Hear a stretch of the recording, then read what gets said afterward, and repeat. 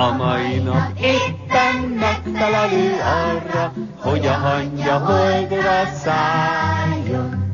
Szánkba cukorkák repüljenek, a varázslat valósággá váljon. Ki van oda bent? Hol volt, hol nem volt. Volt egyszer csak a nagymama hirtelen előtűnt a Battyányi téri hévvégállomás peronján.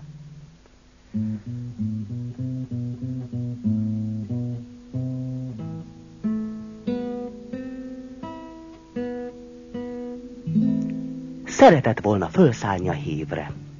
Nagymama, ide már nem fér föl, mondta a nagybajuszú kalauz. Mindenki megy a szigetre. De hát én is oda megyek, az unokámnak viszem az uzsonnáját, amit otthon felejtett. A kalácsot, a kolbászt, meg a finom ivólevet, amit én készítettem.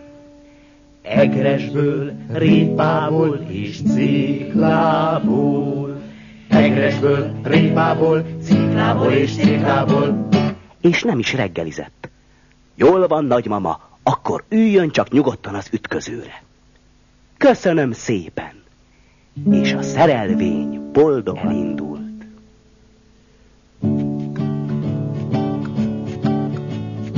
Battyányi tér, Margit híd, szép völgyi út, Tímár utca, Árpád híd,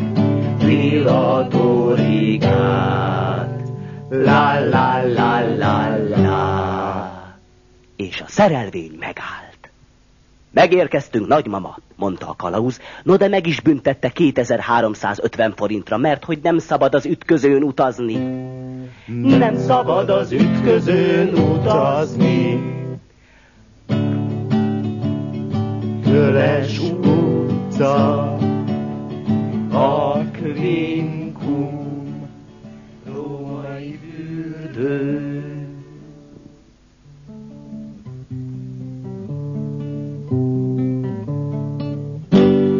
A sziget bejáratánál egy marcona őr állt. A kisunokámat keresem, nem tetszett látni. Tetszik tudni, otthon hagyta az uzsonnáját, a kalácsot, a kolbászt, meg a finom ivólevet, amit én készítettem. Egresből, répából és céklából. Egresből, répából, céklából és céklából. És nem is reggelizett. Jól van, nagymama, bemehet, de előbb váltson heti jegyet. Máshogy nem lehet. Nem lehet. És a nagymama boldogan megváltotta a heti jegyet, s már bent is termett a szigeten. Ámuldozott, bámuldozott, nézte a sok gyereket. Merre lehet, Petike? Erre lehet? Nem. Emerre? Erre sem. Merre menjek? Merre lelem? Nem mekegek, megkeresem, egyenesen, egyenesen. S a nagymama szaladt, arra, amarra, a talpa alatt az avar, a barna hajad, a francba.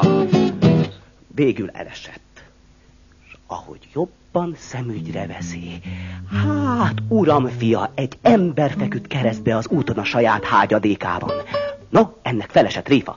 Gyorsan stabil oldalfekvésbe helyezte, kitörölte a szájából a hányadékot, kifújta az orrát, és néhány percre egy nyugdíjas pózba helyezkedett mellé. Majd mesterséges légzést alkalmazva beindította a légzést.